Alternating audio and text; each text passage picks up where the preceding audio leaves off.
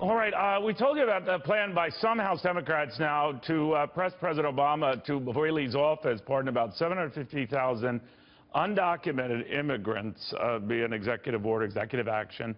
It could be potentially much more from that. Some papers are reporting that they would actually prefer he do millions. Anyway, Pinal County, Arizona Sheriff Paul Babeu is with us right now. Pinal County, I should say. Sheriff, very good to have you. Thank you for coming.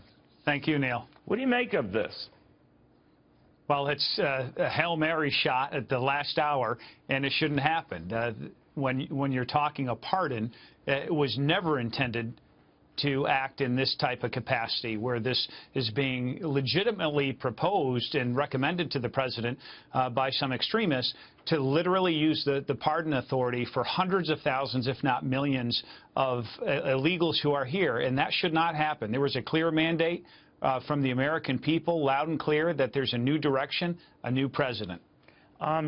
Forget whether it's even legal to do. What would it solve? Let's say you pardon them for being here illegally, if that were the gist of this. That doesn't make them legal citizens, right?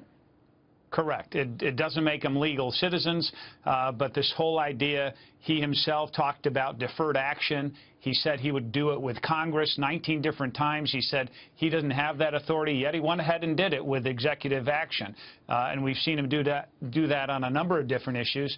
And it does not make them citizens. It does not give them the right to vote. So I think it really throws a wrench into any goodwill or process that would take place post President Trump actually rounding up the criminal illegals, those who are who really present a real dangerous threat to American citizens, and get them out of the country.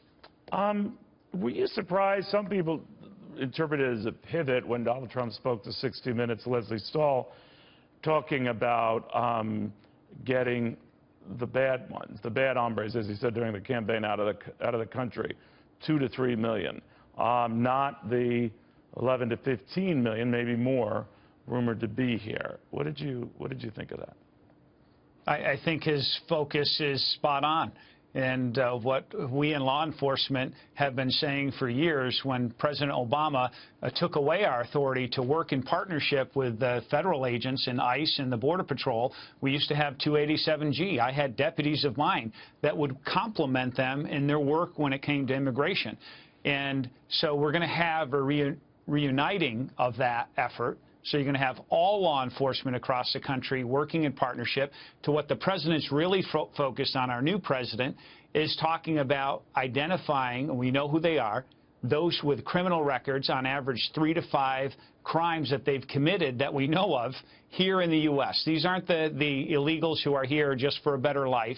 There could be 11 to estimates as high as 20 million. But we're talking about that smaller minority that have proven to be bad actors, that everyone should agree that we identify them, apprehend them, and get them out of our country, never to return again. Do you know who they are? Do you Absolutely. know those bad actors? So if you could add your way, you could find them and get them out.